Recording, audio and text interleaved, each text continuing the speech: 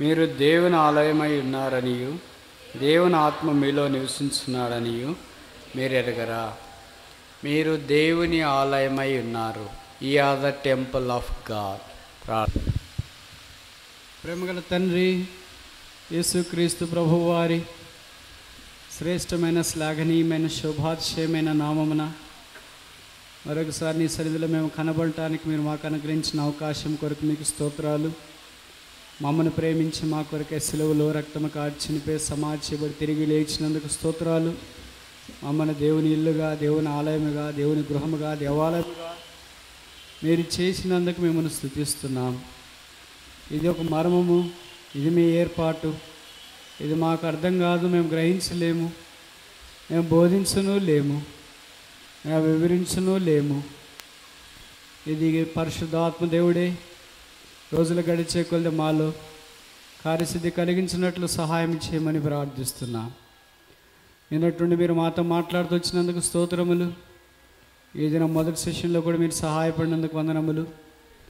ఈ రెండవ సెషన్లో కూడా అవసరమైన మాటలు మీరు మాకు అనుగ్రహించము. మేమందరము కూర్చుండి మీ బల్ల మీద నుండి పడి రొట్టెముక్కలు ఏరుకోవటానికి సహాయం చేయము. కనబడకుండా ఆ విభాగాల్లో పనిచేసేవారిని కరుణించి కృపానుగ్రహించి నడిపించము. మేమందరం మీ సన్నిధిలో చేరి వచ్చి ఉండగా మా అక్కర కొలది మీరు మాతో మాట్లాడమని ప్రార్థిస్తున్నాం. మీ ప్రజల ప్రార్థన భూమి మీద నిలువబడి మీ ప్రజలకు ప్రీతికరమైన పరిచర్య చేయనట్లు నన్ను కరుణించము. మా సమయాన్ని మీరు దీవించి పెట్టమని వందనములు చెల్లిస్తూ యేసు ప్రభు నామమున ప్రార్థిస్తున్నాము తండ్రి, ఆమేన్. ఆకాశ మహాకాశాలు పట్టజాలని దేవుని ఆలయమై ఆయన నివసించే స్థలమై ఉన్నామన్న సంగతి దైవ మర్మం.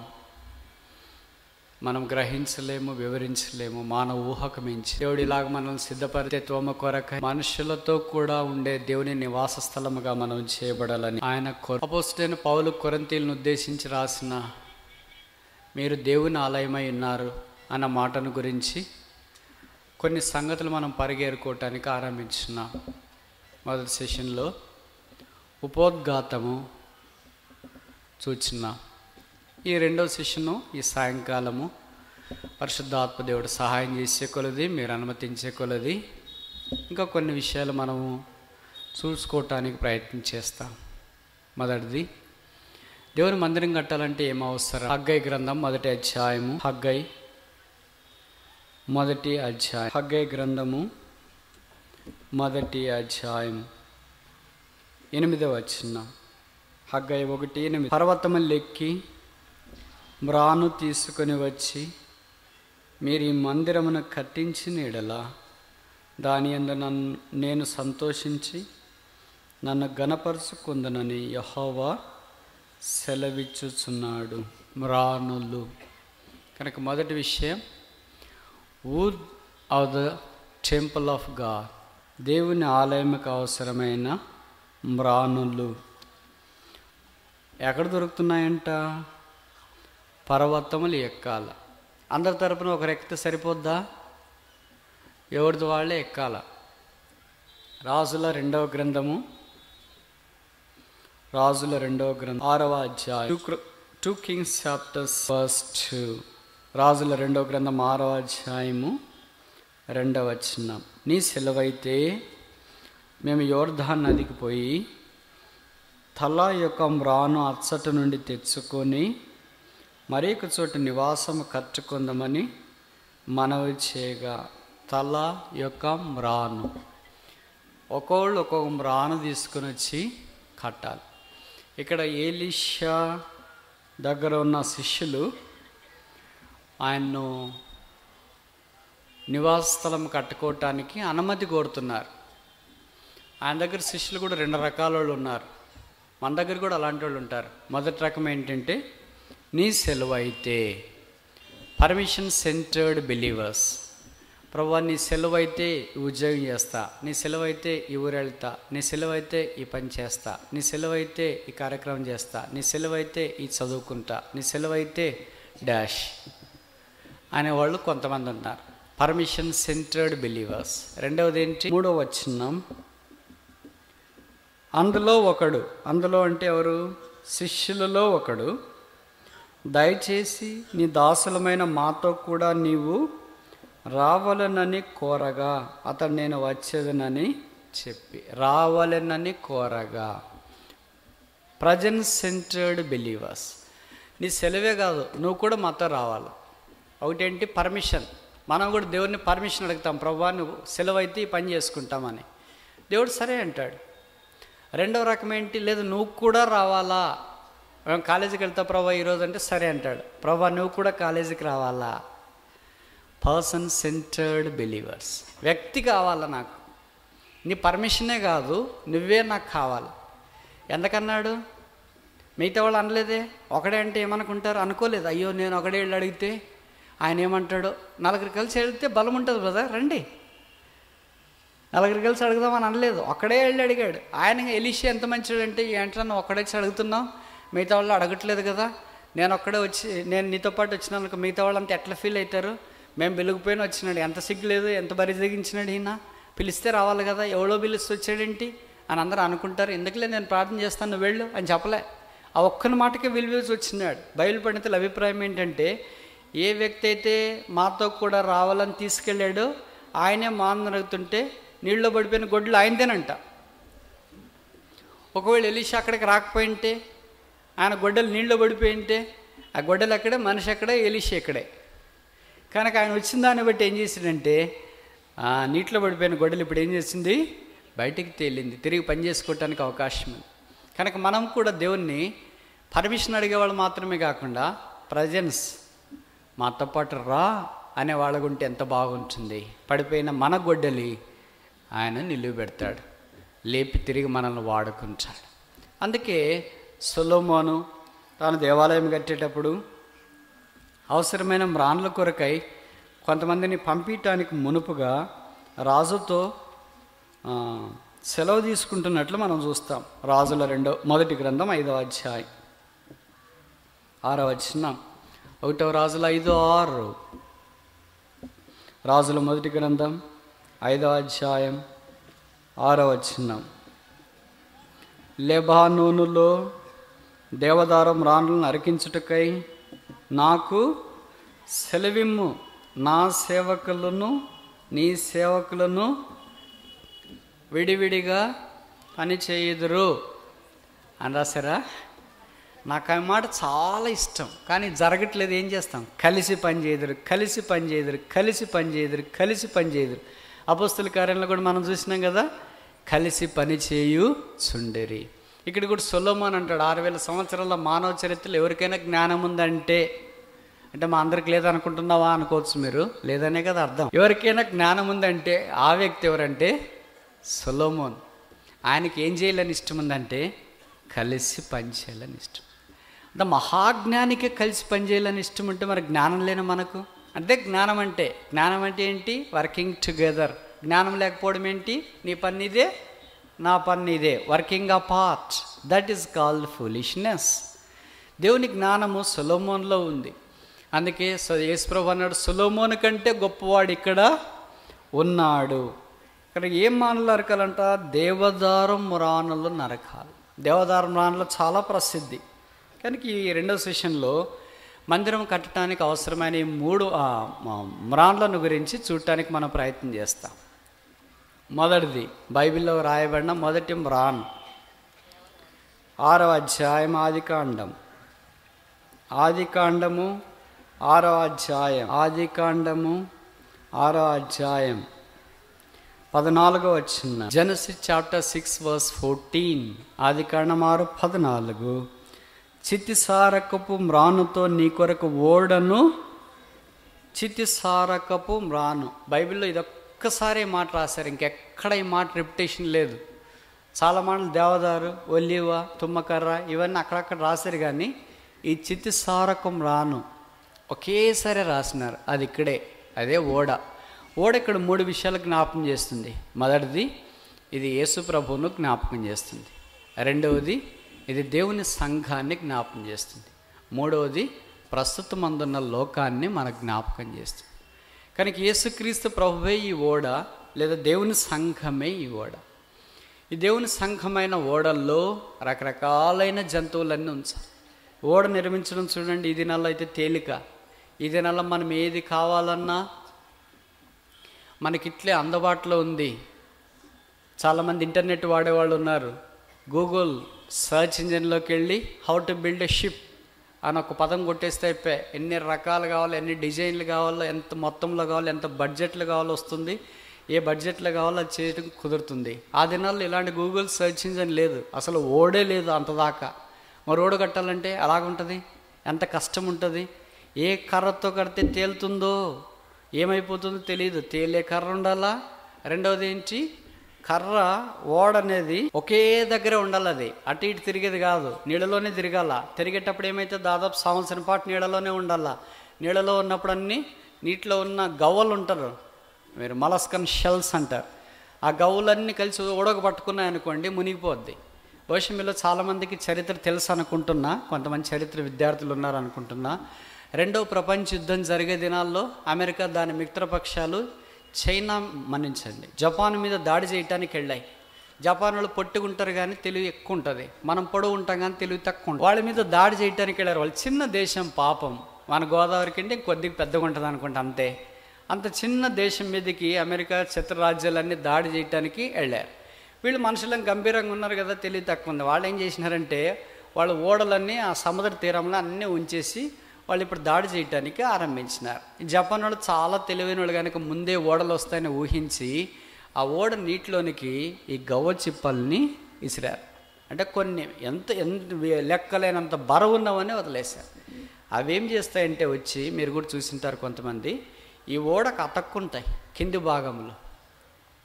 ఒక్కొక్కటి అతక్కుంటే అది ఓడ అక్కడే నిలబడి ఉంటుంది కదా. యుద్ధం చేసేకి వచ్చిన ఓడ అటు ఇటు కదలదు, అక్కడే నిలబడి అక్కడి నుంచి చేస్తుంటారు. అతక్కుంటే ఏమవుతుందంటే అట్లా కొన్ని టన్నుల గవ్వలు అతక్కుంటే బరువు అయిపోయి ఓడ మునిగిపోతుంది. అది ఆలస్యంగా తెలిసింది అమెరికా వాళ్ళకి. ఆలస్యంగా అంటే ఏంట్రా మునిగిపోతుంది, దీంట్లో సామాన్లన్నీ బయటికి తీసినాం, బాంబులన్నీ బయటికి తీసినాం, విసిరేస్తున్నాం, సామాగ్రి అంతా బయటికి తీసినాం, ఎంతకు మునిగిపోతుంది, నిన్నటికంటే ఈరోజు కొద్దిగా మునిగిపోయినట్లు అనిపిస్తుంది, అలాగే అనుకుంటున్నారు. ఆ తర్వాత ఎవరికో తెలిసింది ఏంటంటే గవ్వలు పట్టుకుని లాగుతున్నారా నాయన, ఇంకొన్ని రోజులు ఉంటే మనం మునిగిపోతామని వాళ్ళు ఇంకో యుద్ధం చేస్తే చైనా మీద గెలిచేటట్లు లేమని అప్పుడు హిరోషిమా నాగసాకి అనే 2 ప్రాంతాల మీద బాంబులు విసిరారు. ఇప్పటికీ ఆ ప్రాంతాలు పూర్తిగా కాలిపోయినాయి. తర్వాత కట్టుకున్నారనుకో అది వేరే విషయం. సంగతి ఏంటంటే ఈ ఓడకు ఈ గవ్వలన్నీ వచ్చి అతుక్కున్నాయనుకో ఓడ అలాగే మునిగిపోతుంది బరువుకి. అలాగా అతుక్కోకుండా ఉండే కర్రతో తయారు చేయాలి ఓడ, మునిగిపోకుండా ఉండే కర్రతో తయారు చేయాలి. బయట నీళ్ళు లోపలికి రాకూడదు, లోపల నుంచి బయటికి పోకూడదు. ఇవన్నీ చేయాలంటే ఇప్పుడు టెక్నాలజీ ఉంది కనుక పర్వాలేదు. అప్పుడు టెక్నాలజీ లేని దినాలు ఎంత కష్టం. చితిసారకం రాను, సైప్రస్ అంటే ఇంగ్లీష్లో, గోఫెర్, అది ఎక్కడో తీసుకుని వచ్చి మొత్తానికి తయారు చేసి దానికి అంత కీళ్ళు పూసి దాన్ని చక్కగా తయారు చేసిన. ఈ ఓడ తయారు చేయడము, ఓడ దేవుని సంఘం కనుక దేవుని సంఘంలో మొట్టమొదటి ఎలాంటి వాళ్ళు ఉండాలా? ఎలాంటి వాళ్ళు? మునిగిపోకుండా ఉండేవాళ్ళు. ఎలాంటి వాళ్ళు? లోకంలో తేలేవాళ్ళు, లోకంలో కలిసిపోయిన వాళ్ళు. ఎలాంటి వాళ్ళు? లోకం యొక్క ఏమంటారు, అది తుప్పు పట్టిపోది, ఫౌలింగ్ అంటారు. తుప్పు పట్టిపోకుండా ఇవన్నీ గవ్వలన్నీ వచ్చి దానికి అతుక్కోకుండా నూనె లాంటి పదార్థం కలిగినట్లు ఉండేవాళ్ళు కావాలి. అది చితిసారకం రాని యొక్క లక్షణం. మీరు ఊహించండి, ఇలాంటి ఓడ తయారు చేసి వాళ్ళ ఇంట్లో అందరు కలిసి 8 మంది ప్లస్ పశువులు, వీటన్నిటికి కలిసి ఓడ దాదాపు సంవత్సరం రోజులకు ఎక్కువ ఉండేటట్టు చేయాలి. ఇది తేలిక కష్టం. ఈ దినాల్లో ఓడలు తయారు చేయడం చాలా తేలిక. ఇలాంటివి ఎన్నైనా చేసింటాడు నోహ్ ఈ దినాల్లో ఉంటే ఖచ్చితంగా ఆయనకు నోబెల్ ప్రైజ్ వచ్చిండేది. ఆయన లేడు పాపం. మీరు ఊహించండి, ఒక ఆడసింహం ఒక మగ సింహం లోపలికి పంపేయాల అదేంటి ఓడలోకి. అది సంవత్సరం పైన ఉండాలి దాంట్లో. అది ఒక పూటకు 1 కేజీ మాంసం తింటుంది అనుకో. 2 సింహాలకు 2 కేజీల మాంసం, రోజుకి 2 కేజీల మాంసం అయితే సంవత్సరానికి ఎన్ని టన్నుల మాంసం కావాలి? అన్ని టన్నుల మాంసం భద్రపరచడానికి ఫ్రీజర్ ఎట్లా? 5 వారం రోజుల మాంసం సింహంకి వేస్తే తింటుందే? ఏమైనా రోగం వస్తే? మీ అందరికీ తెలుసు కదా, సంవత్సరంలో ఓడలో ఉన్న ఏ జంతువుకు రోగం రాలేదు. దేనికైనా రోగం వచ్చి చచ్చింటే ఆ జంతువు ఇప్పుడు భూమి మీద ఉండేది కాదు. ఒక సింహం చచ్చింది అనుకో, ఒక సింహాలు భూమి మీద ఉండేవి కాదు. ఒక ఏనుగు చచ్చింది అనుకో, ఏనుగు భూమి మీద ఉండేవి కాదు. ఒక నెమలు చచ్చింది అనుకో, భూమి మీద నెమలు ఉండేవి కాదు. ఒక ఒంటి చచ్చింది అనుకో, భూమి మీద ఒంటెలు ఉండేవి కావు. ఒక గుర్రం చచ్చింది అనుకో, భూమి మీద గుర్రాలు ఉండేవి కావు. ఒక గాడిద చచ్చింది అనుకో, భూమి మీద గాడిదలు ఉండేవి కాదు. ఆ రెండింటిలో ఏ ఒక్కడి చచ్చినా ఉండేది కాదు.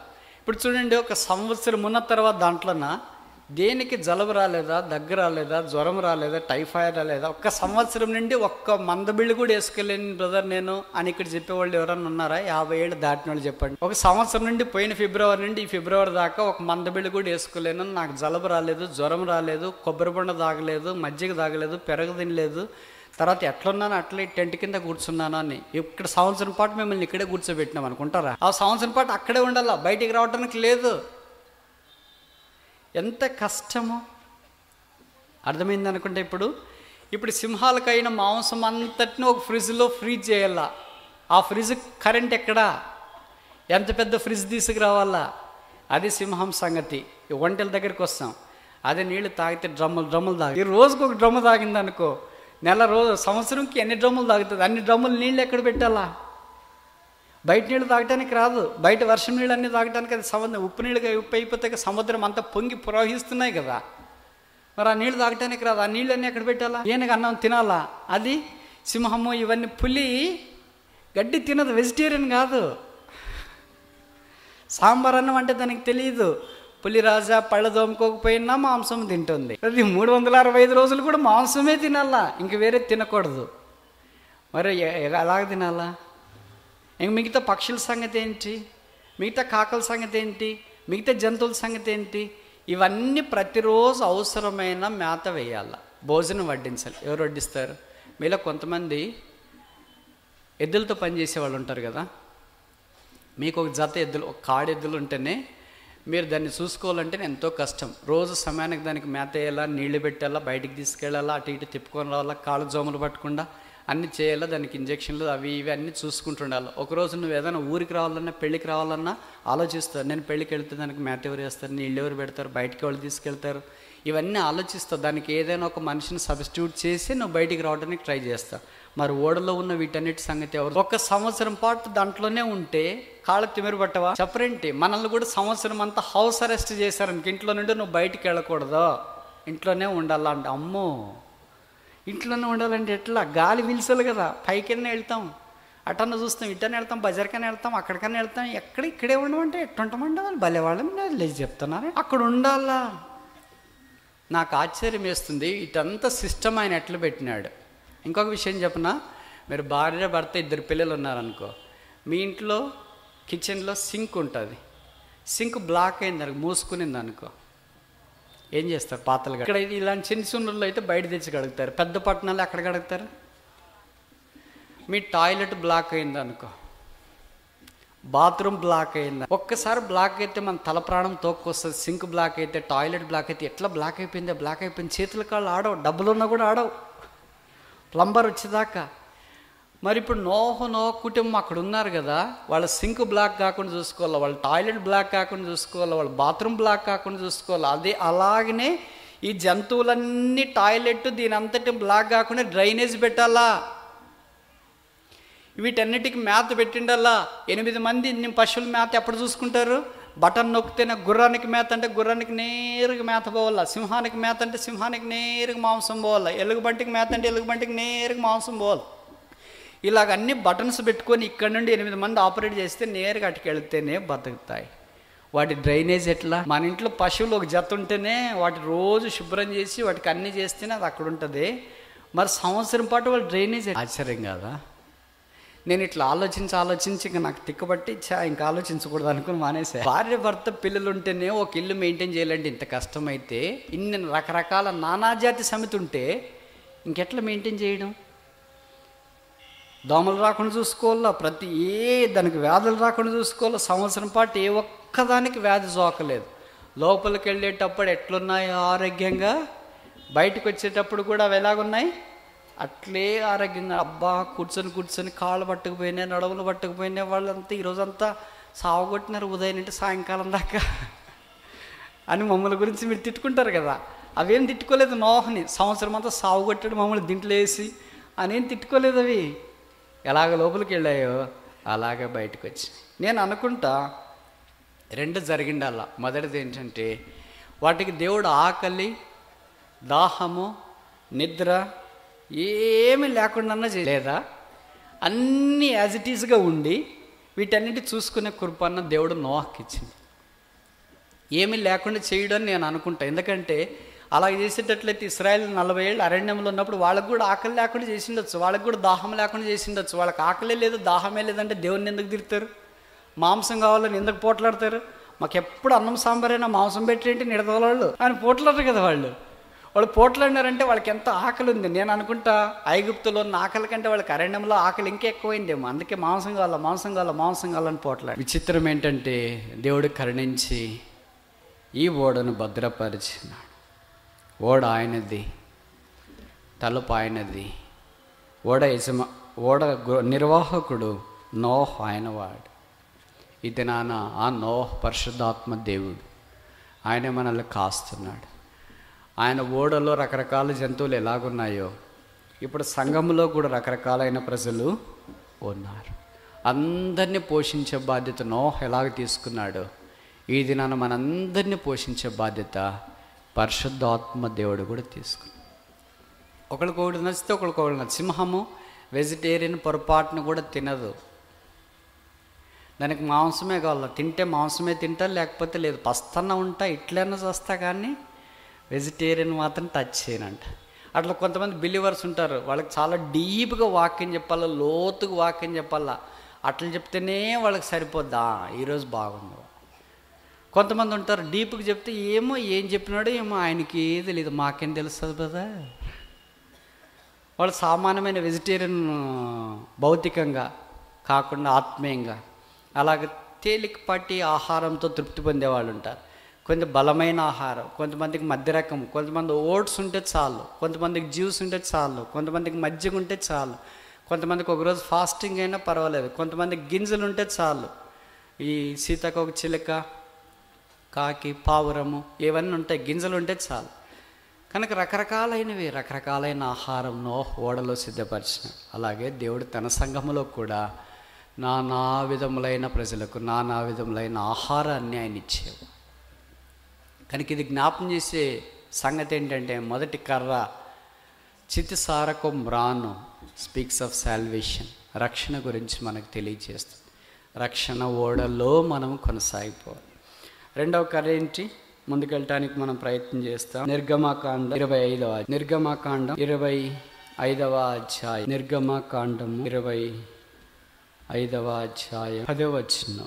10 వారు తుమ్మకర్రతో ఒక మందసము చేయవలెను. కనుక రెండవది ఏంటంటే తుమ్మ కర్ర. ఈ తుమ్మకర్ర కూడా మన క్రైస్తవ జీవితంలో మనకు చాలా ప్రాముఖ్యం. ఇదే జ్ఞాపం చేస్తుందంటే శాంక్చురీ, పరిశుద్ధ స్థలం. తుమ్మకర్ర అంటే లోకములు పట్టించుకోరు అసలు. మీ వైపు అయితే కనిపించవు అనుకుంటా, నాకు తెలిసి. మీ వైపు ఎన్ని కొబ్బరి చెట్లు కనిపిస్తాయి కనుచూపు మేరలో. మా ప్రాంతంలో తుమ్మ చెట్లు ఎక్కువ విస్తారంగా కనిపిస్తుంటాయి. ఈ తుమ్మ ముళ్ళు చాలా తీవ్రమైనవి. ముళ్ళు 2 రకాలు మీకు తెలుసు కదా. ఒకటి ఏంటంటే గవర్నమెంట్ ముళ్ళు, రెండవది ఏంటంటే ప్రైవేట్ ముళ్ళు. గవర్నమెంట్ ముళ్ళు ఏవి మీకు తెలియదు అనుకుంటా ఆ భాషలో చెప్తే. అవి ఎక్కడ చూసినా విస్తారంగా కనిపిస్తాయి. దాన్ని ఎవరు వేయాల్సిన పని లేదు, భద్రపరచాల్సిన పని లేదు, దాన్ని ఎవరు కాపు కాయాల్సిన పని లేదు. అవే మొలుస్తూనే ఉంటాయి, ఎక్కడ చూసినా విపరీతంగా. తెలంగాణలో కొన్ని భాగాలు, రాయలసీమలో కొన్ని భాగాలు విపరీతంగా పెరుగుతాయి. దాన్ని ఏమంటారంటే గవర్నమెంట్ ముళ్ళు అంటారు. ఇది ప్రైవేట్వి తుమ్మ చెట్లు. ప్రైవేట్ వాళ్ళే కొన్నిసార్లు వేస్తుంటారు తుమ్మ తోట అని. ముళ్ళు చాలా తెల్లగా ఉంటాయి, చాలా పొడవుగా ఉంటాయి. ఈ తుమ్మ చెట్లు ఏది ఉపయోగపడదు. వేప చెట్లు అన్నీ ఎలాగ ఉపయోగపడతాయో తుమ్మ చెట్లు ఏ ఒక్కటి కూడా ఉపయోగపడదు. తుమ్మ ముళ్ళు కుచ్చుకుంటే ఇంకంతే. మాకు కొన్ని పొలాలు ఉండేవి. నేను చిన్నపిల్లప్పుడు ఎప్పుడైనా పొలానికి వెళితే ఒక దూరం ఒక పొలం ఉంది. ఆ పొలానికి వెళ్ళాలంటే తుమ్మ వనం దాటి వెళ్ళాలా. ఖచ్చితంగా గుచ్చుకుంటుంది ఎక్కడో ఒక దగ్గర. ఎంత జాగ్రత్తగా వెళ్ళినా గుచ్చుకుంటుంది. ఒకసారి ముళ్ళు గుచ్చుకుంటే వారం రోజుల దాకా మనం వాళ్ళు విసిగిస్తుంది కాల్లో గుచ్చుకుంటే. కనుక ఎప్పుడైనా పొలానికి వెళ్ళినప్పుడంతా కుచ్చుకుంటేనే వెంటనే మంచం పడ్డేవాడిని. ఎవరైనా ఊర్లో గ్రామస్తులు వచ్చి అడిగేవాళ్ళు, ఈ బ్రదర్ ఏ ముళ్ళు గుచ్చుకునింది అంటే గవర్నమెంట్దే ప్రైవేట్ది అంటే అందుకే బాగా నొప్పి ఉంటుంది ప్రైవేట్ది అయితే. ఆ చీమ్ కూడా పోస్తుంది చాలా మనల్ని బాగా కదిలించి అప్పుడు కానీ అడవు. కనుక ముళ్ళు అపాయమే, దాని ఆకు మేకలొక్కటే తింటాయి, ఇంకేం తినదు. భూమి మీద తుమ్మాకు తినేది ఒకే ఒకటి, ఏంటవి? మేకలు. దాని బెరడు అరాక్ సరాయి తయారు చేయడానికి వాడతారు. దాని కర్ర ఎవరైనా పేదవాళ్ళ మంచాలు స్టూల్స్ తయారు చేయడానికి వాడతాడు. ఎవరైనా పేదవాళ్ళు చనిపోతే పాడి కట్టడానికి దాని కర్ర వాడతాడు. అంత నిరాకరించబడిన చెట్టు లేదా మ్రాను తుమ్మమాను. దేవుడు దాంతో మోషేకి చెప్తున్నాడు, ఒక మందసం చేయాలి. మంచి కర్రతో చేయమని చెప్పట్లేదు, తుమ్మ కర్రతో, సామాన్య గంధపు చెక్కతో చేయమని చెప్పలేదు, రోజ్ వుడ్తో చేయమని చెప్పలేదు, శాండిల్ వుడ్తో చేయమని చెప్పలేదు. దేంతో చేయమని చెప్తున్నాడు? తుమ్మకర్ర. ఆ తుమ్మకర్రే మనం, ఆ తుమ్మకర్రే యేసు ప్రభు. ఆ తుమ్మకర్ర చుట్టూ బంగారపు రేకు పొదిగించాలని దేవుడు కోరుతున్నాడు. అదే దైవత్వాన్ని మన జ్ఞాపకం చేస్తుంది. కనుక మొదటిదేమో శాల్వేషన్, చిత్తసారకం రానేమో రక్షణను జ్ఞాపకం చేస్తుంది. తుమ్మకర్రేమో శాంక్చురీ, పరిశుద్ధ స్థలాన్ని జ్ఞాపకం చేస్తుంది. ఈ పరిశుద్ధ స్థలము దేవుని మందిరము అని అంటే అంతా ఇలాగే కనిపిస్తుంది. బయటకేమో తుమ్మకర్ర ఏం ఉపయోగం రాదు, ఆయన ఏం ఉపయోగం రాదే, ఆయన ద్వారా మనకేమన్నా మేలా అని అనుకుంటాం. అందుకే మందిరం అనే ప్రత్యక్షత దేవుడు మొట్టమొదట యాకోబుకు అనుగ్రహించినాడు. ఆదికాండం 28వ అధ్యాయంలో మనం చూస్తాం, ఇది దేవుని మందిరమే, it is Bethel, none other than, ఇంకా అంతకంటే వేరే ఏం కాదు అని ఆ స్థలానికి ఆయన బేతెల్ అనే పేరు పెట్టాడు. ఇది భయంకరమైన ఆయన గుర్తించడానికి అవకాశం ఏర్పడింది. అదే యాకోబుతో దేవుడు మాట్లాడుతూ వచ్చినాడు. దేవుని మందిరములో దేవుడు మనతో మాట్లాడుతున్నాడు. అందుకే యాకోబు ఇప్పుడు ఏం చేసినాడు? మొరక్కుబడి చేసుకున్నాడు. 28వ అధ్యాయం ఆదికాండం 28వ అధ్యాయం 22వ వచనం, మరియు స్తంభముగా నేను నిలిపిన ఈ రాయి దేవుని మందిరమగును, మరియు నువ్వు నాకు ఇచ్చి యావత్తులో 10వ వంతు నిశ్చయముగా నీకు చెల్లించదనని మొక్కుకొనెను. ఇదంతా మనకు తెలుసు కదా. యాకోబు బేర్షెబా నుండి హారాను వైపు పరుగులు తీస్తున్నాడు. అప్పుడు యాకోబు వయసు బహుశా 77 సంవత్సరాలు, పెళ్లి కాలేదు. 77 ఏళ్ళు అయి పెళ్లి కానివాళ్ళు ఇక్కడ ఎవడన్నా చేయొద్దాడు. 77 ఏళ్ళకి అంతా అయిపోయి ఉంటుంది కూడా. కొంతమంది కింద సమాధిలో ఉంటారు, ప్రభువు దగ్గర ఉంటారు కొంతమంది. ఈయనకి 77 ఏళ్ళు అయిపోయింది, ఆయనకి ఇంకా పెళ్లి కాలేదు. ఆయన బేర్షెబా నుండి హారాను వైపు పరుగులు తీస్తున్నాడు ప్రాణ భయంతో. అప్పుడు ఒక స్థలానికి వెళ్ళాడు, రాత్రి అయింది, ఒక రాయి తీసుకున్నాడు, తలగడగా చేసుకున్నాడు, బాగా నిద్ర పట్టింది. ఆయనకి ఎక్కడికి వెళ్ళినా నిద్ర పడుతుంది. అదేం విచిత్రం, కొంతమందికి అలాగే నిద్ర పడుతుంది. పేతురు కూడా కొత్త నిబంధనలు ఆయనకి ఎక్కడైనా నిద్ర పడుతుంది. ఆయన కొండ మీద యేసుప్రభు వారు రూపాంతర కొండ మీద ప్రార్థన చేయడానికి తీసుకెళ్తే నిద్రపోయాడు. ఆయన చెరసాల్లోనికి తీసుకెళ్ళినా నిద్రపోయినాడు. గెత్సేమనే తోటలో ప్రార్థన చేయడానికి తీసుకెళ్ళినా నిద్రపోయినాడు. చెరసాల్లోకి తీసుకెళ్తే ఎవరికైనా నిద్ర వస్తుందే? తోటలోకి తీసుకెళ్తే ఎవరికైనా నిద్ర వస్తుందే? యేసుప్రభు ఏమో చనిపోయే స్థితిలో, అంటే అప్పగించబడే స్థితిలో ఆయన ఉంటే ఈయనకేమో ఫుల్గా నిద్ర వచ్చింది. అట్లా కొంతమందికి ఏం సిచ్యువేషన్ ఏం గుర్తుండదు, వాళ్ళకి నిద్రే. సిటీ బస్సులో కూడా నిద్రపోతుంటారు, షేర్ ఆటోలో కూడా నిద్రపోతుంటారు. కూర్చొని షేర్ ఆటో ఒక అర్ధగంట పోతుంది అనుకో, వాళ్ళు నిద్రపోతూనే ఉంటారు. కరెక్ట్ వాళ్ళు స్టాప్ వస్తేనే ఎవరు లేపాల్సిన పని లేదు, వాళ్ళే లేచి దిగిపోతుంటారు.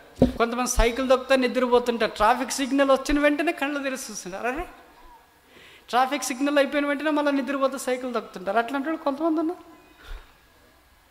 పాత నిబంధనలోనా యాకోబు అలాంటి ఈ రాత్రి అయిపోయింది, ఆ ప్రాణం చేతిలో పట్టుకుని పోతుంటే ఆయనకు నిద్ర పట్టింది. ఇప్పుడు దేవుడు మాట్లాడినాడు, ఉదయం లేచినాడు, చాలా ఆశ్చర్యం కలిగింది. అందుకే తలగడగా చేసుకున్న ఒక రాయి తీసుకున్నాడు. ఇప్పుడు ఆ రాయి ఎక్కడ పోయింది?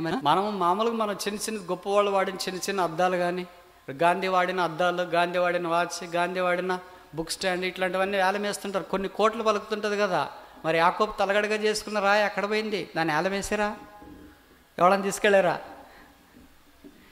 అవన్నీ ఎక్కడ పోతారు? వాక్యం చదువుకోవడమే కష్టమైతే ఇంక చరిత్ర ఎక్కడ చదువుతామండి? అలాంటి వాళ్ళు కూడా కొంతమంది ఇక్కడ ఉన్నారు.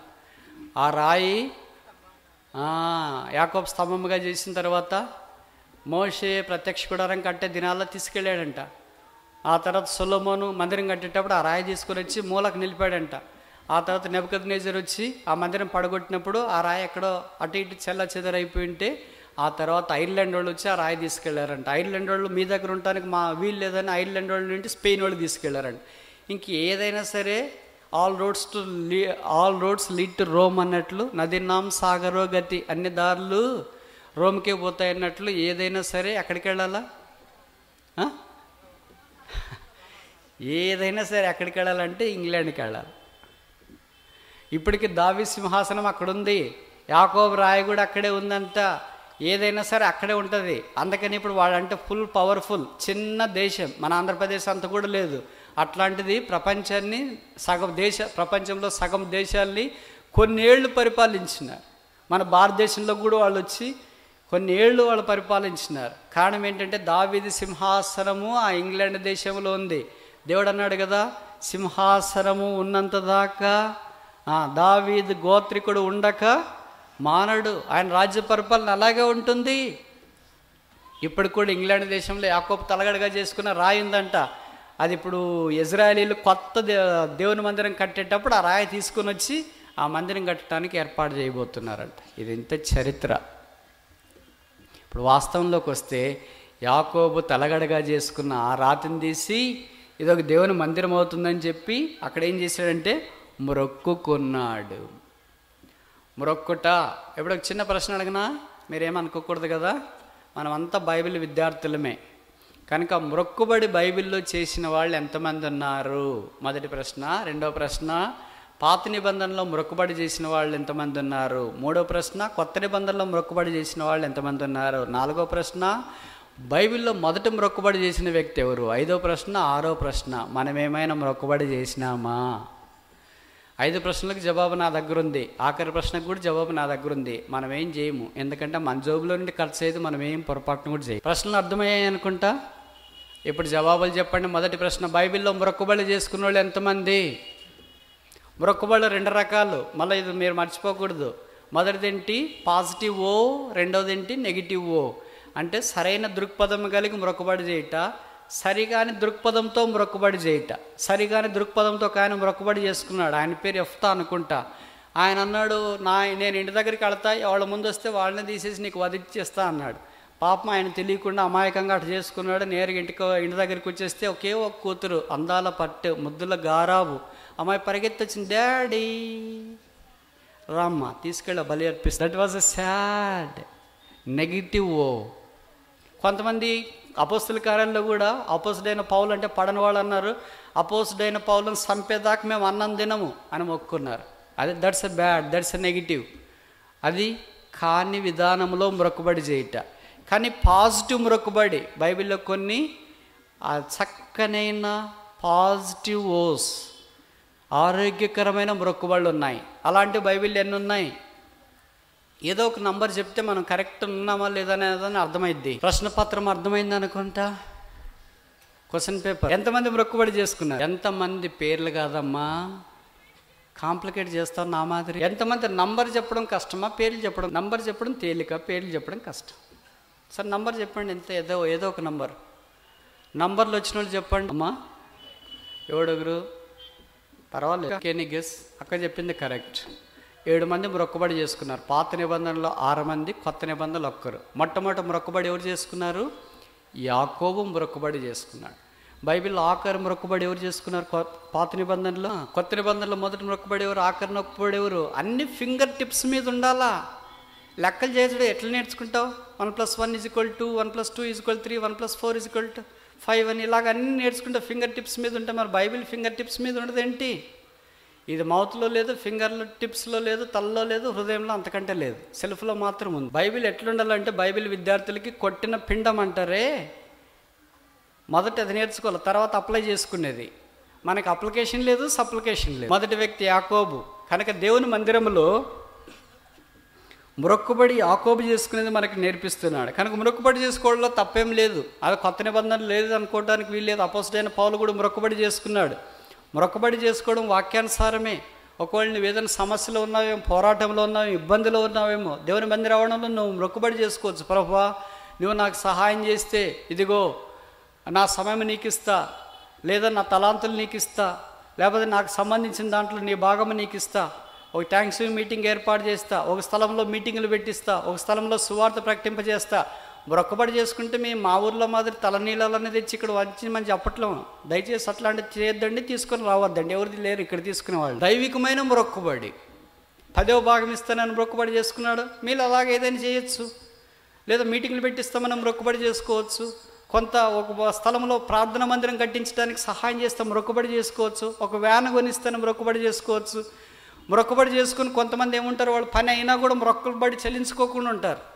ప్రసంగిలో రాశారు కదా, మొక్కుబడి చేసుకున్న తర్వాత మొక్కుబడి చెల్లించకుండా ఉండుట కంటే మొక్కుబడి చేసుకునకుండా ఉండుటే మేలు.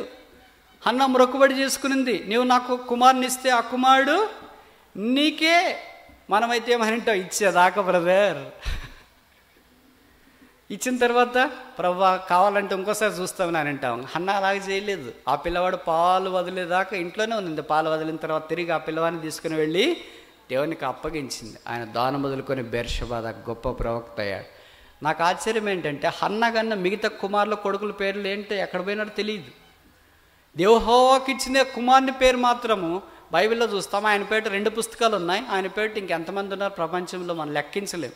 మందిరంలో కనీసం ఒక్కళ్ళు ఉంటారు. ఇక్కడ ఒక సమయంలో ఉంటాడు కదా, ఒక్క హన్నా అని ఇక్కడ ఉంటుంది కదా, ఖచ్చితంగా ఉంటారు. దేవుడు వారిని అలాగా ఆశీర్వదిస్తూ వచ్చి, కనుక దైవికమైన మొక్కుబడి చేసుకోవట్లో తప్పేం లేదు. నువ్వు కూడా ప్రయత్నం చేయొచ్చు.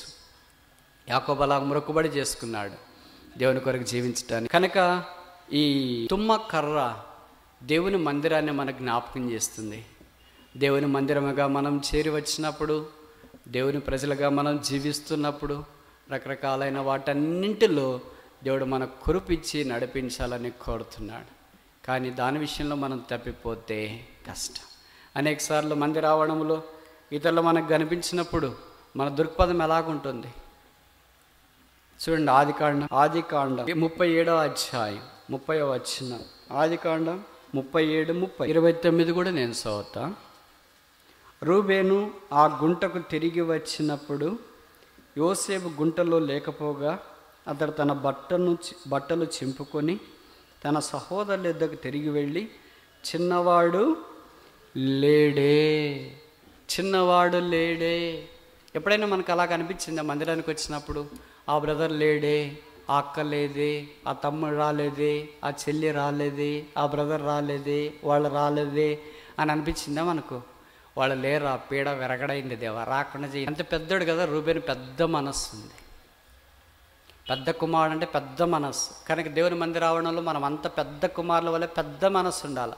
ఆ చిన్నవాడు లేడే, అమ్మాయి లేదే, ఏమైంది, లేడా, అందరితో ఆగిపోలేదు. ఏం చేశాడంట? 29లో మనం చూస్తున్నాం. 29వ వచనంలో, రూబేను ఆ గుంటకు తిరిగి వచ్చినప్పుడు ఆ గుంట దేవుని సంఘానికి పోలిక. యోసేపు గుంటలో లేకపోగా అతడు తన బట్టలు చింపుకొని. ఇప్పుడు ఇంకో ప్రశ్న అడగనా? బైబిల్లో బట్టలు చింపుకున్న వాళ్ళు ఎంతమంది? మొదట బట్టలు చింపుకున్న వాళ్ళు ఎవరు? ఆఖరి బట్టలు చింపుకున్న వాళ్ళు ఎవరు? పాత నిబంధనలో బట్టలు చింపుకున్న వాళ్ళు ఎంతమంది? కొత్త నిబంధనలో బట్టలు చింపుకున్న వాళ్ళు ఎంతమంది? మనం ఏమైనా చింపుకున్నామా లేదా? వేరే వాళ్ళు చింపింటాం, మనం మాత్రం కాదు. కొత్త నిబంధనలు ఇప్పుడు బట్టలు చింపుకోవాల్సిన పని లేదు, కానీ హృదయాలు చింపుకోవాలి. పాత నిబంధనలు ఏం చింపుకున్నారు? బట్టలు చింపుకున్నారు. వారు బట్టలు చింపుకోవడం మనకు దేనికి జ్ఞాపకం చేస్తుంది? వారి బాధ, వారి వేదన, వారి అంగలార్పు జ్ఞాపకం చేస్తుంది. కొత్త నిబంధనలకు వచ్చిన తర్వాత ఇక పూర్తిగా దేవుడు మన జీవితంలో మార్చేసి, మీ హృదయములను చించుకొనండి అని దేవుడు మనకు జ్ఞాపకం చేస్తున్నాడు. కనుక దేవుని సన్నిధిలోనికి వచ్చినప్పుడు ఇలా ఉండడం మనం చాలా ప్రాముఖ్యం. పాత నిబంధనలో బట్టలు చించుకున్న వాళ్ళు ఎంతమంది? నేను మిమ్మల్ని ప్రశ్న అడిగేంతటి వాడిని కాదు, నేను ముందే చెప్పాను కదా. కాకపోతే మధ్యాహ్న సమయం మీకు నిద్ర వస్తుందేమో అని భయంతో, ఒకవేళ ఇలాగ ప్రశ్నలు అడిగితే మీకు ఆసక్తి ఉండి వాక్యం మీద మీ మనసు కేంద్రీకరిస్తారని అభిప్రాయం. బైబిల్ మొత్తంలో బట్టలు చింపుకునే వాళ్ళు ఎంతమంది? బట్టలు చింపుకునే వాళ్ళు అంటే దయ్యం పట్టినాడు కూడా బట్టలు చింపుకున్నాడు అట్లాంటి వాళ్ళు కాదు. దైవికమైన కారణం కొరకు బట్టలు చింపుకున్నాడు. తలగీడుతున్నారు కొంతమంది, ఏంట్రా ఆయన వచ్చి ఇక్కడ పడిపోయి. అమ్మా కరెక్ట్గా తప్ప చెప్పేవక్క, థ్యాంక్ యూ. ఇంకా చెప్పండి, ఏదో ఒక నంబర్లు వచ్చిన వాళ్ళు చెప్పండి. నంబర్లు ఎవరికి రావనుకుంటా కదా. ఎవడు తప్పు చెప్పరేంటి? మీరు నేను ఇక్కడే ఉన్నామా లేదా? ఏదో ఒక ప్రయత్నం చేస్తే ఇక్కడే ఉన్నామనే, మీరేం ప్రయత్నం చేయకుండా ఉంటే ఇక్కడే లేమేమో అని అనుమానం కదా. 28 మంది, పాత నిబంధనలో 25 మంది, కొత్త నిబంధనలో 3. 28 అంటే కొంతమంది కళ్ళు పైకి శామైన వైపు చూస్తున్నారు, ఎక్కడన్నా రాశారా? కొంతమందికి ప్రశ్న పేపర్ అంటేనే భయము కదా, మీరు చూసింటారు. నేను ఇందాక చెప్పాను కదా, నేను యూనివర్సిటీలో పనిచేస్తున్నామని.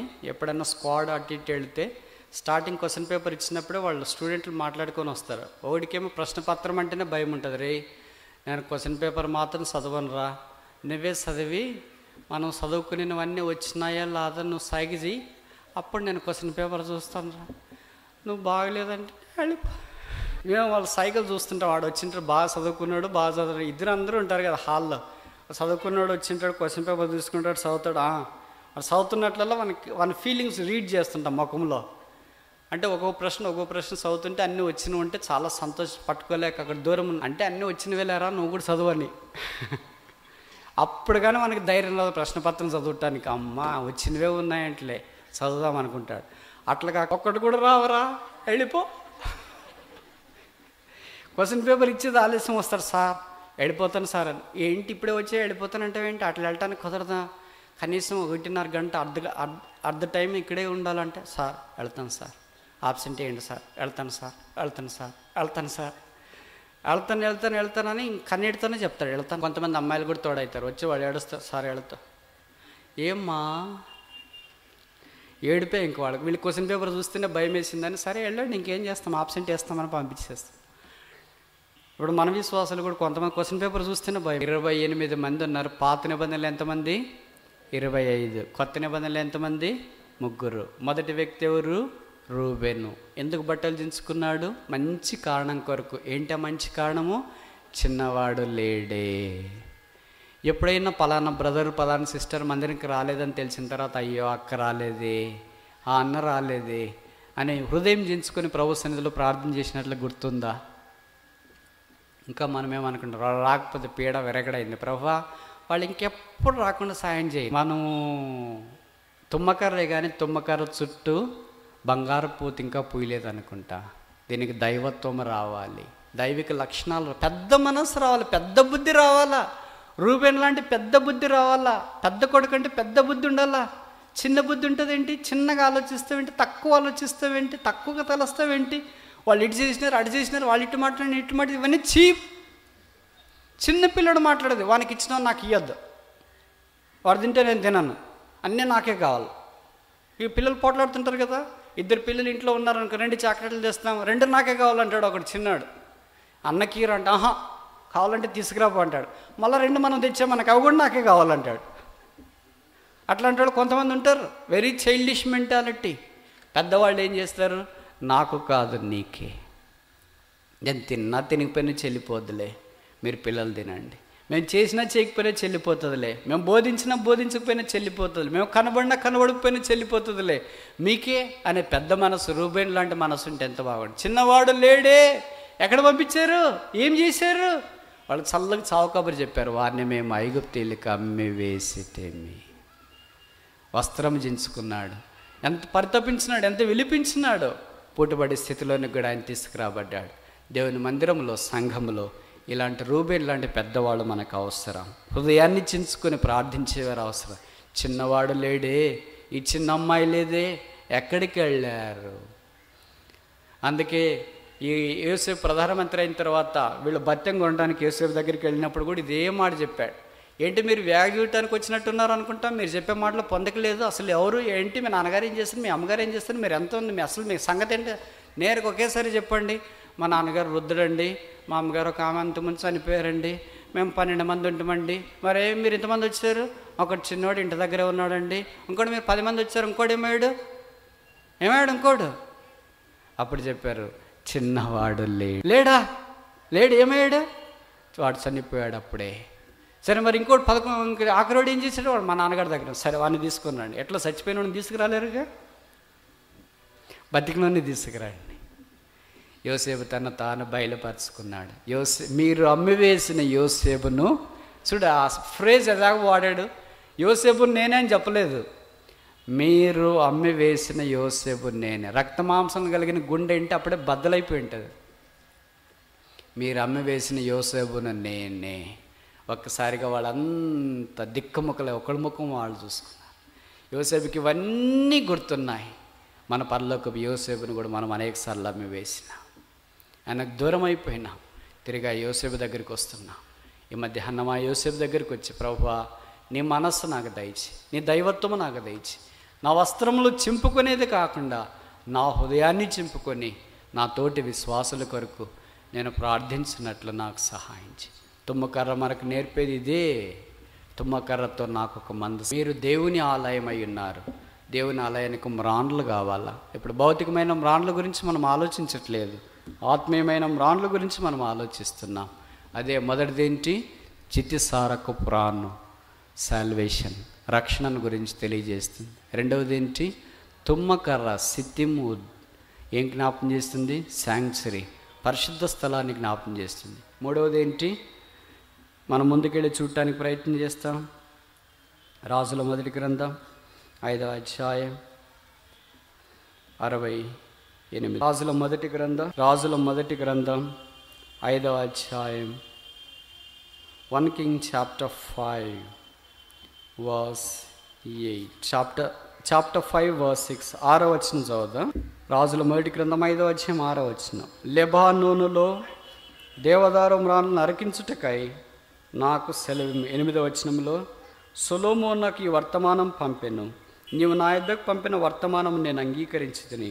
దేవదారు మ్రాన్ల గూర్చియు సరళపు మ్రాన్ల గూర్చియు నీ కోరిక ఎంతటి ప్రకారం నేను చేయించేదను. సీదార్స్ ఆఫ్ లెబనాన్. లెబనాను దేవదారు వృక్షాలు ప్రపంచంలో చాలా ఎత్తైన వృక్షాలు, ప్రసిద్ధి చెందినవి. ఇదే జ్ఞాపం చేస్తుందంటే మనకు స్టెబిలిటీ, స్థిరత్వాన్ని జ్ఞాపం చేస్తుంది. ఎంత లోపలికి వెళ్తాయో అంత పైకి వెళ్తాయి, చూస్తేనే అందంగా కనిపిస్తాయి.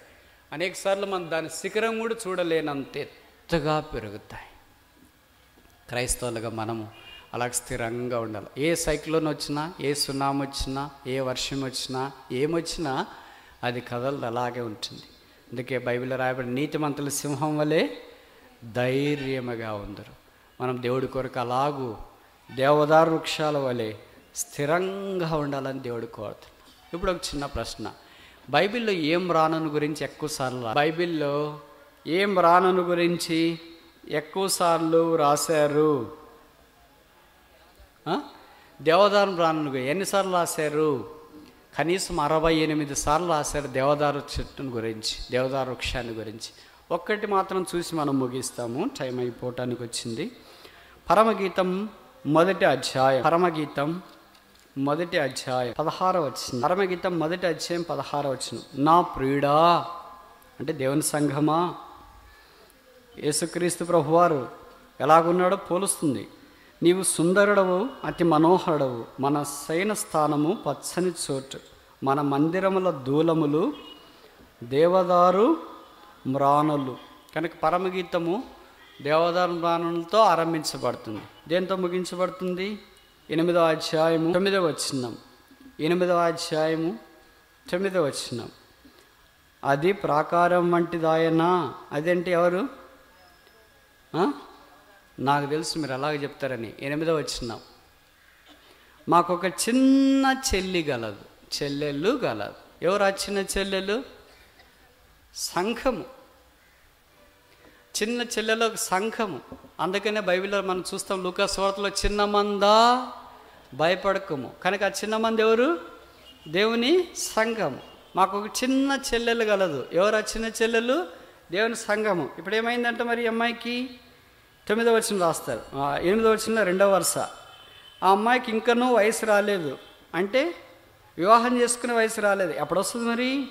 వివాహ కాలం వచ్చినప్పుడు. ఎప్పుడు వచ్చింది వివాహము? 18 ఏళ్ళ, 19 ఏళ్ళ? ఎప్పుడు వచ్చింది వివాహం? పరమగీతం 19వ అధ్యాయం మన్నించండి. ప్రకటన గ్రంథం 19వ 7వ వచనం మధ్య భాగం నేను చదువుతా. ప్రకటన గ్రంథం 19వ అధ్యాయం 7వ వచనం మధ్య భాగం.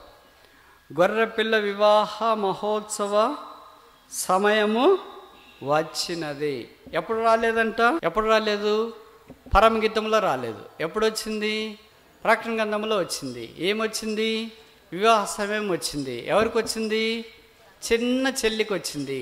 అమ్మాయికి అంతదాకా ఏం రాలేదు, వయసు రాలేదు. అంటే కాలం ఇంకా పరిపూర్ణం కాలేదు. సంఘం సిద్ధపడుతుంది ఆ భర్త కొరకై, ఆ ప్రభు కొరకై, ఆయన రాకడ కొరకై. కనుక ఈ చిన్న సంఘము, ఈ చెల్లెలైన ఈ చిన్న సంఘము వివాహ సమయం రాలేదు. ఒకవేళ వివాహ సమయం వస్తే మేమేం చేయాలి మరి? 9వ వచనం. పరమగీతం 8వ అధ్యాయం 9వ వచనం.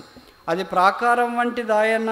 ప్రాకారం అంటే చుట్టూ భద్రంగా వాల్స్, సెపరేషన్, ప్రత్యేకమైన జీవితం జీవిస్తే మంచిదే. ఏం చేస్తున్నాం మరి? మేము దానిపైన వెండి గోపురం కడతాం. వెండి ఏం జ్ఞాపం చేస్తుంది? విమోచన జ్ఞాపం చేస్తుంది. కనుక విమోచనతో మేము ఒక దుర్గాన్ని కడతాం. గోపురం దేన్ని జ్ఞాపం చేస్తుంది? విజయాన్ని జ్ఞాపం చేస్తుంది. రాజులు ఒక దేశం మీద విజయం పొందిన తర్వాత ఆ దేశం సంబంధించి కానీ లేదా ఆ దేశానికి ఈ దేశానికి మధ్యలో ఒక కామన్ ప్లేస్లో కానీ గొప్ప గోపురం కట్టేవాళ్ళు. దాన్ని ఏమంటారంటే టవర్ ఆఫ్ విక్టరీ, విజయ గోపురం. అలాగే మేము వివాహ వయసు వచ్చిన తర్వాత ఒక ప్రాకారం కలిగి ఉంటే, భద్రంగా తను కాపాడుకొని ఉంటే మేము వెండి గోపురం కడతాం విజయశాల అయితే. మూడవ వరుస అది కవాటం వంటిది ఆయన. అంటే డోర్లుంటే, కట్టడం లేకుండా తలుపులు తీయబడి ఉంటే ఏం చేస్తాము?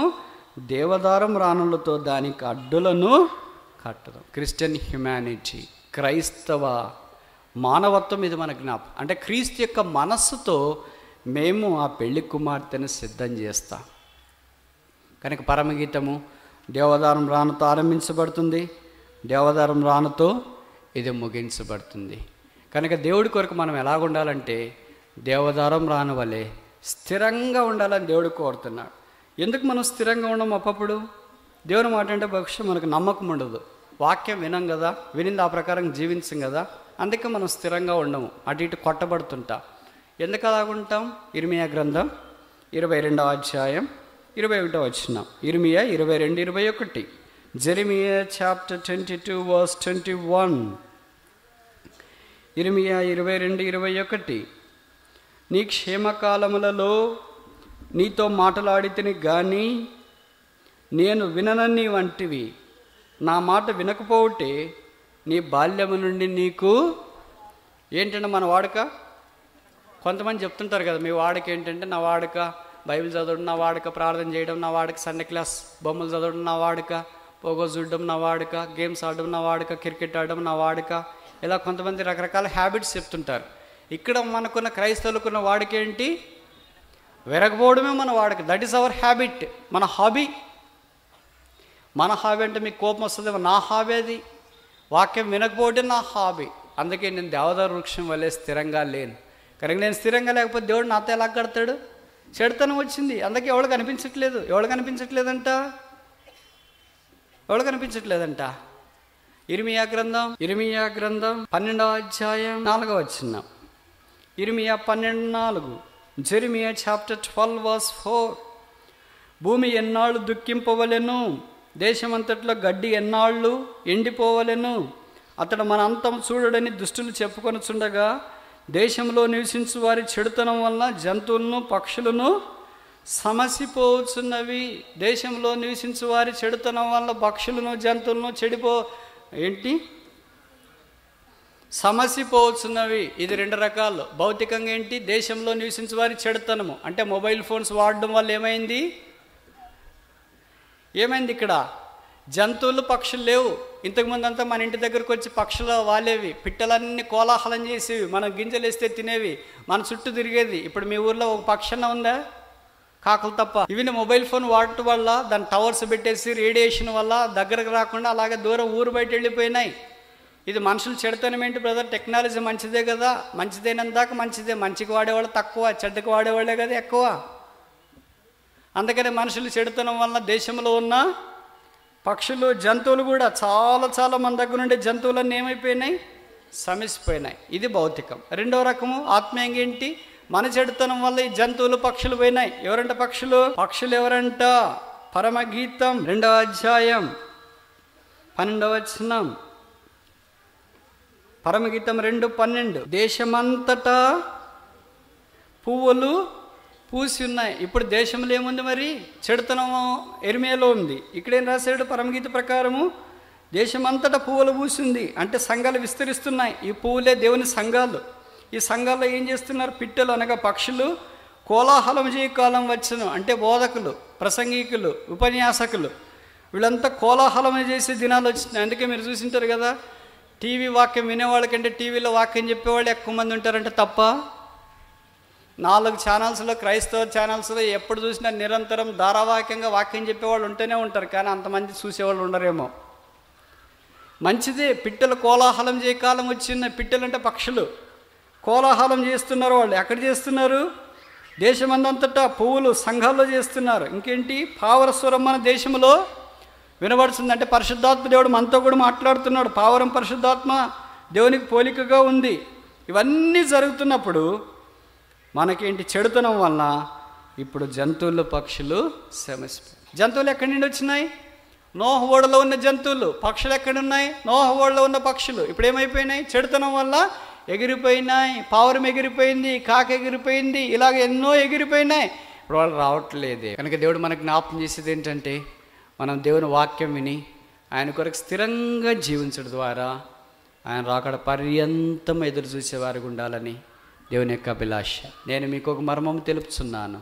మనమందరం నిద్రించము కానీ బోరమురోగును ఆయన ప్రత్యక్షమవును, ఆయన ఉన్నట్లుగానే ఆయన చూస్తాం కనుక ఆయనను మనం పోలి ఉంటాం.